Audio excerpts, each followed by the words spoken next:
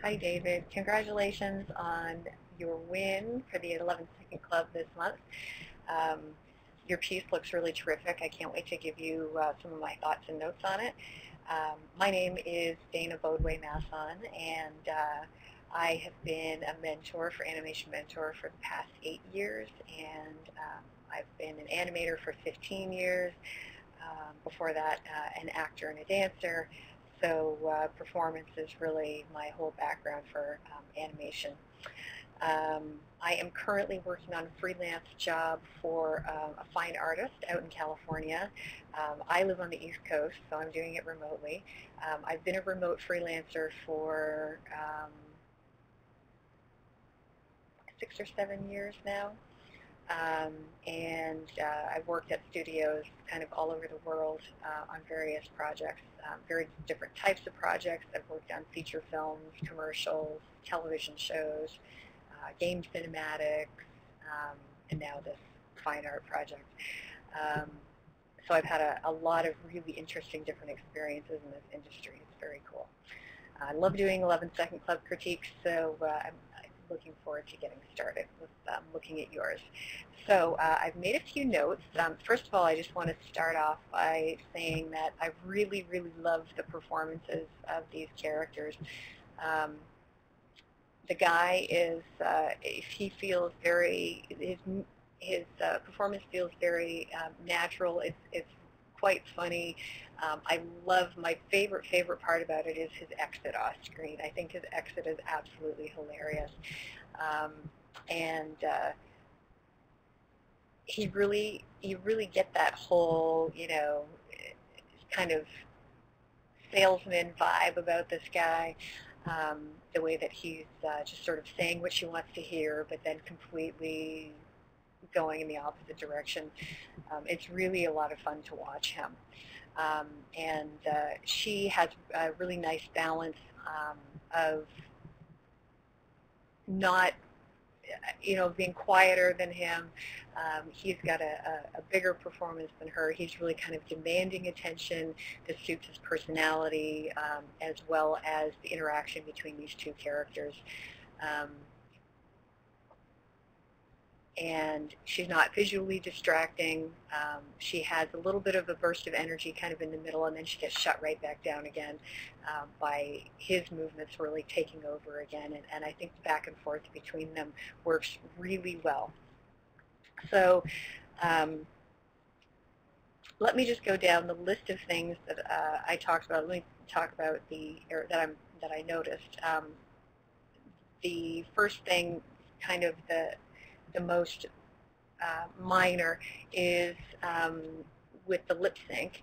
Your lip sync is good. It reads all of the dialogue nicely. It's not really, there's not really any major issues with it. There's a few spots that I think that you could push it a little bit further, and it's a lot of it is because he happens to be making some pretty, especially with him, he's making some very big movements. And so sometimes some of the dialogue shapes are sort of getting lost a little bit because it's happening on these big motions. So if you push the movements in the lips more, the shapes in the lips more during these big movements, then they'll really stand out nicely. The biggest shapes that I think that you could push more are anything that involves a pucker.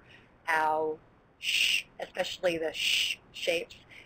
When he says 1,000, you can really push that ow more. Attention, so on the sh, attention. The sh, Indonesia, same thing there. When he says the word moment, I'm kind of losing. I know he says it really fast. If you have a little bit more contrast between where the lips are closed and where they're open, maybe the M parts would read a little bit more. Try and maybe get the first M closed for 2 frames if you can.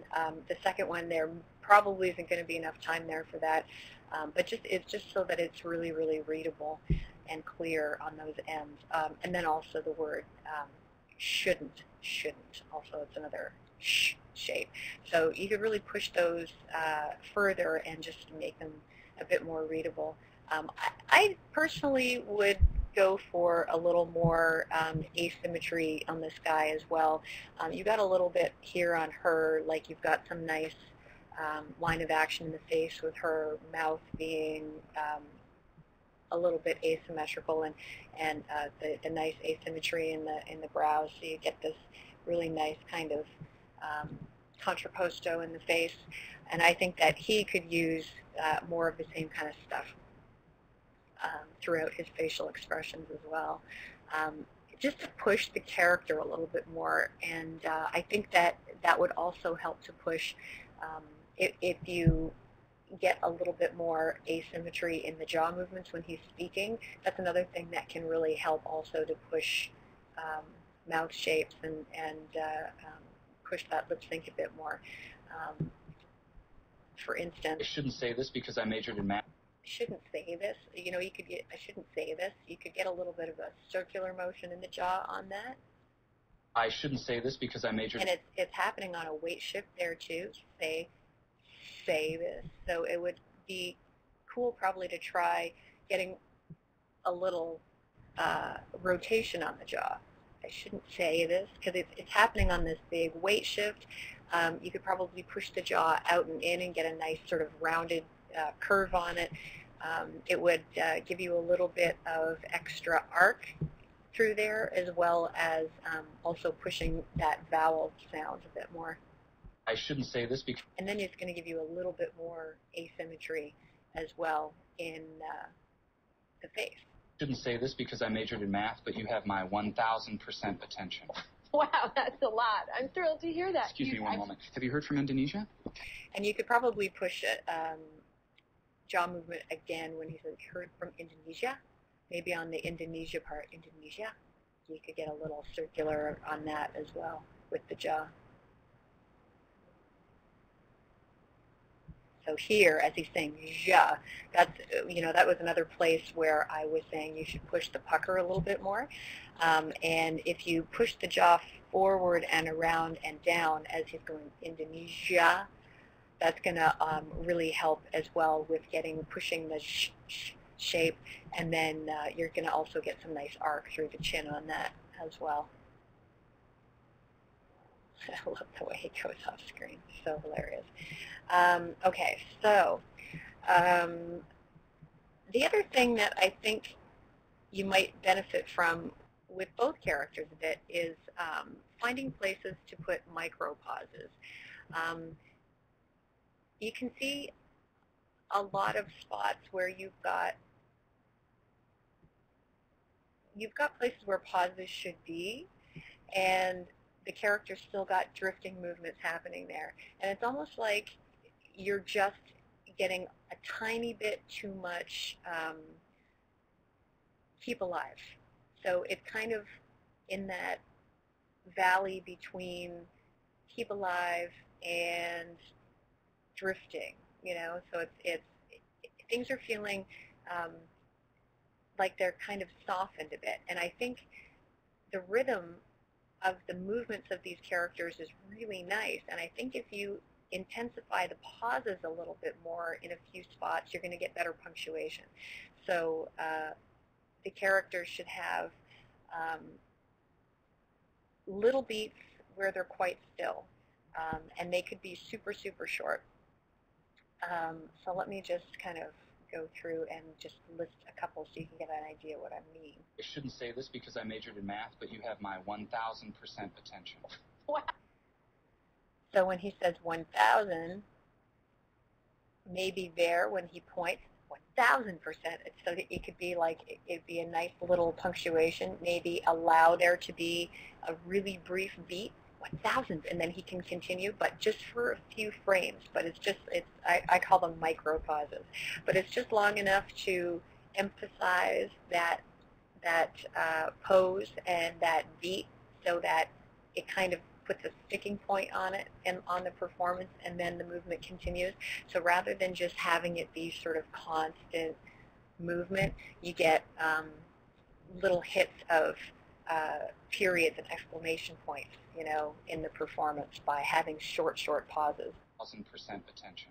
Wow, that's a lot. I'm thrilled to hear that. Excuse me. Another place where that might be good would be like right here when he shushes her. A micropause there. And then, that micropause would give him a tiny beat to show that his attention is here, that his thought process is now going to the phone.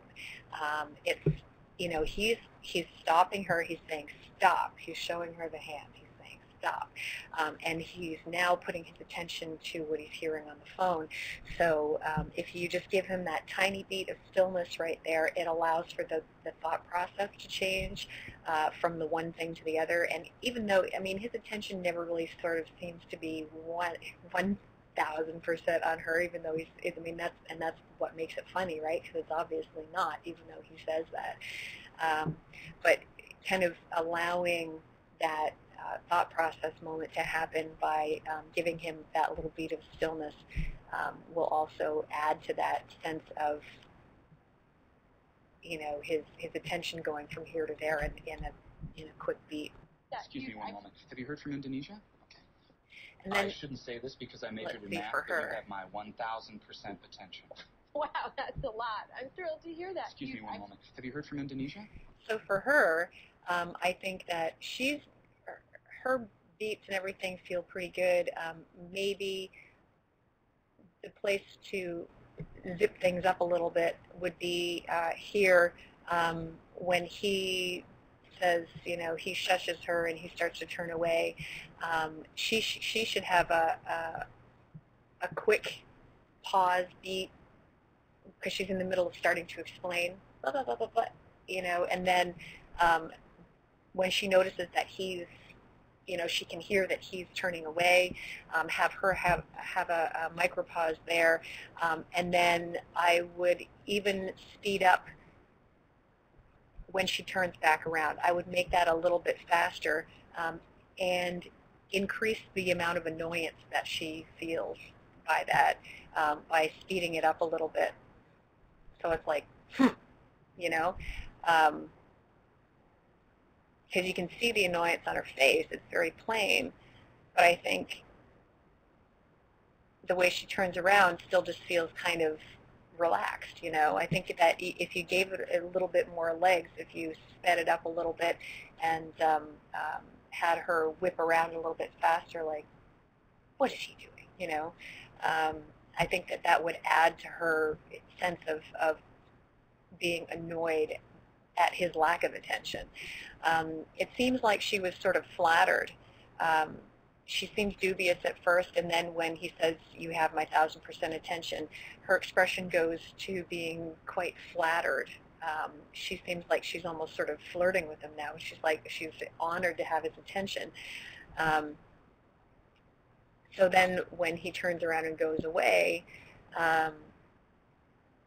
it's sort of a confirmation of, ugh, why was I so stupid to think that, this guy would be giving me his attention, or she maybe feels a little bit embarrassed that she fell for it, maybe annoyed that she fell for it, that kind of thing.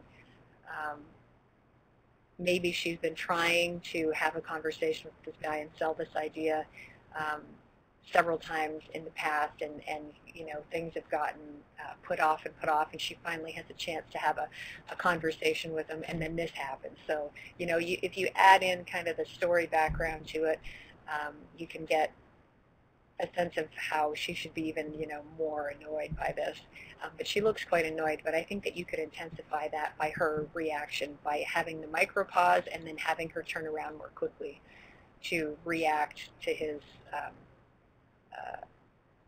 turning away. And the other thing that I think is an issue is the speed with which they're both going. If you look at them together and the way that they're both moving and turning, it kind of feels like they're matching up a little bit too much there, timing-wise.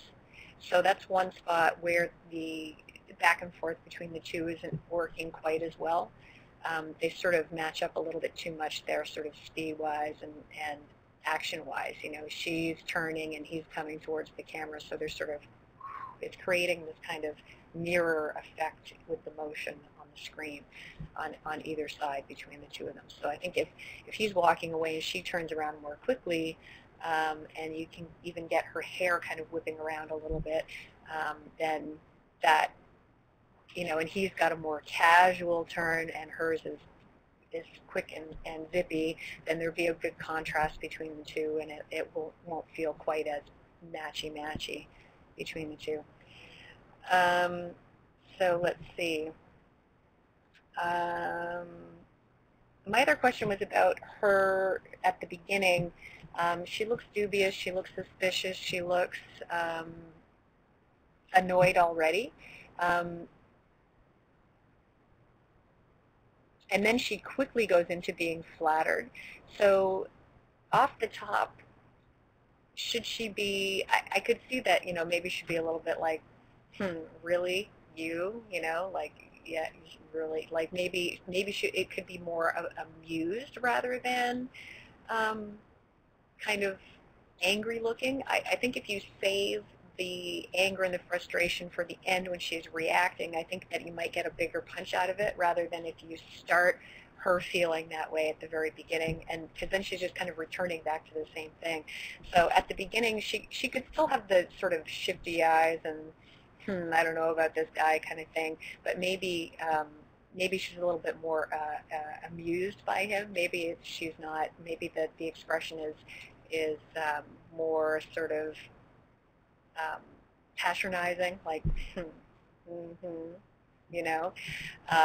rather, and then just have her go, okay, so all right, so great, you're interested, all right, and then he turns away and she gets angry, you know what I mean? So I'm just trying to like create a little bit of emotional contrast, so the ending has a little bit more punch to it when she's ticked off. Let's see.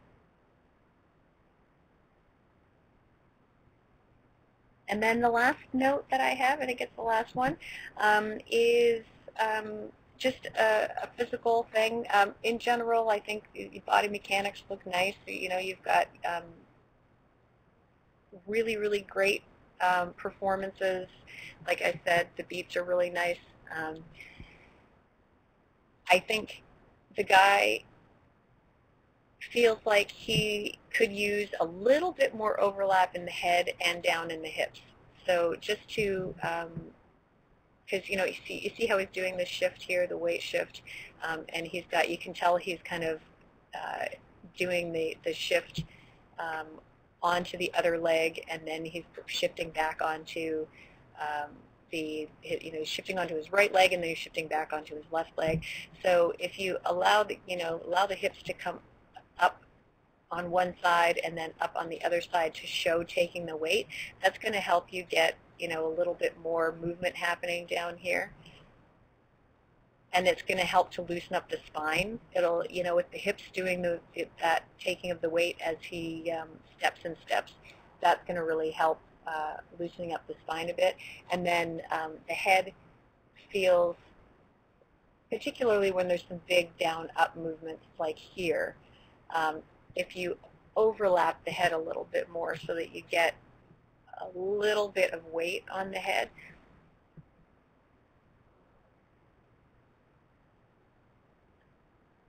And here's another place as he comes down, just let the head drag behind the action a little bit.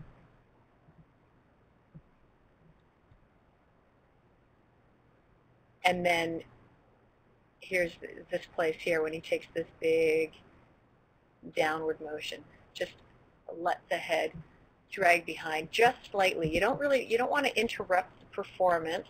I love the way that move happens, but with just a little bit of overlap there, that would give a sense of the joints that are in the neck and the weight of the head. Right now, the head generally feels like it's got a pretty sort of tight feel, like there's not really joints in there so much. And you want to just get a little more flexibility around the spine and the head area. I don't think you should add too much because I wouldn't want it to interrupt the expression on this guy. Like, the performance is terrific. So it's not a matter of, you don't want him to feel all loosey-goosey or anything. It's just a matter of just adding just enough so that he's got a little bit of flexibility in the neck area and in the hips. I shouldn't say this because I majored in math, but you have my 1,000% attention. Wow, that's a lot. I'm thrilled to hear that. Excuse me one moment. Have you heard from Indonesia? I shouldn't say this because I majored in math, but you have my 1,000% attention.